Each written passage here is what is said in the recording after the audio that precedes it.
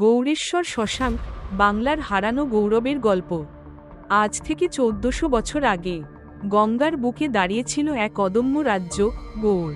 আর তার সিংহাসনে বসেছিলেন এমন এক শাসক, যার নাম শোনামাত্রই শত্রুরা কেঁপে উঠত, রাজা শশাঙ্ক। 6ষ্ঠ-7ম শতাব্দীর প্রান্তে, যখন বাংলা ছিন্নভিন্ন ছোট ছোট প্রভুদের হাতে বিভক্ত, তখন শশাঙ্ক কেবল একজন রাজপুত্র নন, তিনি ছিলেন ঐক্যের স্বপ্নদ্রষ্টা।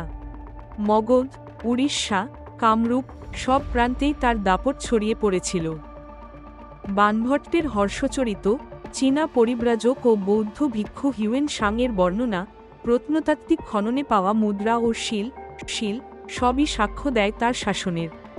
রাজধানী কর্ণসুবর্ণ, যেখানে রাজদরবারে প্রতিদিন জ্বলে উঠত রাজদণ্ডের শপথ। কিন্তু শশাঙ্ক শুধু শাসনেই সীমাবদ্ধ থাকেননি, তিনি ছিলেন এক দুর্দান্ত যোদ্ধা।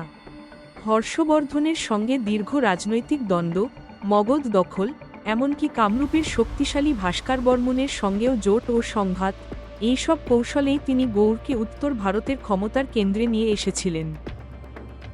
তবে ইতিহাসে তার নামের সঙ্গে জুড়ে আছে বিতর্ক।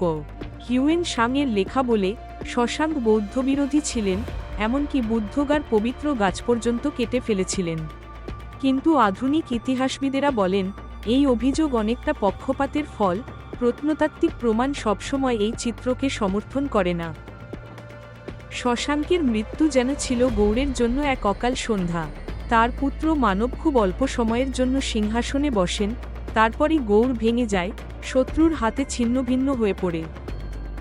তবুও রাজা শশাঙ্ক বাংলা ইতিহাসের প্রথম মহানায়কদের একজন।